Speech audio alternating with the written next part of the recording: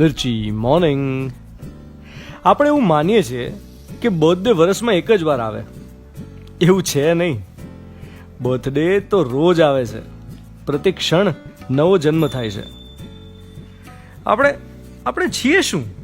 R body is made up of cells, energy. કરોડોની સંખ્યામાં કોષો બને છે અને વિઘટન થાય છે. અત્યારે હું જ્યારે આ બોલી રહ્યો છું ત્યારે મારી તમારી અંદર કેટલાય સેલ્સ જન્મ્યા અને ગયા. એટલે એ રીતે તો આપણે ક્ષણે ક્ષણે જન્મીએ અને મરીએ છીએ.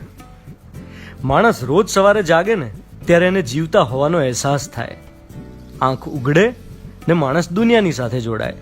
આંખ મીચાય એટલે જાત સાથે જોડાય. આ સાદો નિયમ છે. આંખ ઉઘડે તો દુનિયા સાથે કનેક્શન, આંખ મીચાય એટલે જાત સાથે કનેક્શન. પણ કાયમ માટે આંખ મીચાઈ જાય ત્યારે માણસ કોની સાથે જોડાતો હોય છે? જેટલી પણ વાર કોઈની અંતિમ યાત્રા જોઉં છું ને ત્યારે મને એમ થાય કે એક સાથે કેટલું જતું રહે છે માણસની સાથે. એની ઈચ્છાઓ, એની આકાંક્ષાઓ, એના સપના, એની લાગણીઓ, એના સુખી થવા માટેના પ્રયત્નો, એની મથામણો, પ્રેમ પામવાની, પ્રેમ આપવાની એની રીત, એને કારણે ઊભી થયેલી યાદો, આ બધું સમેટાઈ જાય છે એક જ પળમાં. મૃત્યુની એક ક્ષણ ધુમાડો બનીને ઉડાડી દે છે આપોઆપ આખા માણસના અસ્તિત્વને. જ્યારે મૃત્યુની આ જ વાસ્તવિકતા છે તો પછી ઝઘડવું કેમ દોસ્ત? જ્યારે જીવીએ છે ત્યારે કેમ ઝઘડવું? ગમે એટલી ટેકનોલોજી આવી, વિજ્ઞાને ગમે એટલો વિકાસ કર્યો, પણ મૃત્યુને ટાળી તો નથી શકાયું ને. કોરોના નહીં તો એના પછી બીજું કંઈ આવશે. COVID-19 પછી 20, 21, 51 આવશે. એને પહોંચી વળવાના આપણે પ્રયાસો ભરપૂર કરીશું, કારણ કે એ તો આપણી જીજીવિષા છે. પરંતુ મૃત્યુને ટાળી શકીશું? છે કોઈ અમરત્વનું દ્વાર? કુદરતની અફાટ શક્તિની સામે કેટલી તાકાત માણસની. આપણે માણસો ખૂબ રેઝિલિયન્ટ છીએ. ગમે એવી વિપદાઓને પહોંચી વળવાની તાકાત ધરાવીએ છીએ. એવું વિચારવું ગમે જ, વિચારવું જોઈએ, પણ જાણીએ જ છીએ કે જેનો આરંભ છે એનો અંત નિશ્ચિત છે.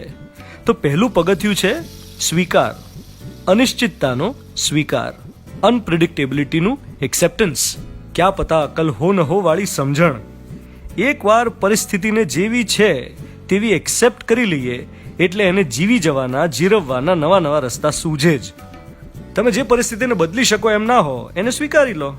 એટલે આજ પછી જેટલો સમય આપણે આ પૃથ્વી પર છીએ એને પૂરેપૂરો સેલિબ્રેટ કરીએ, ઉજવી લઈએ. વ્યર્થ ઝઘડામાં, દુઃખમાં સમય બરબાદ ના કરીએ. તમને જે વસ્તુમાંથી સાચો આનંદ મળતો હોય એ કરી નાખવું.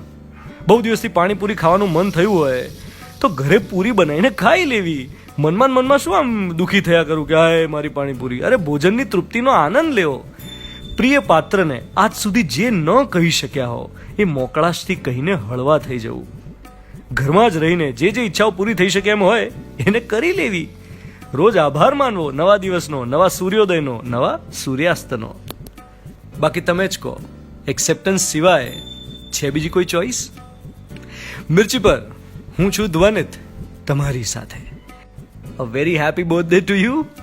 Good morning, my dear.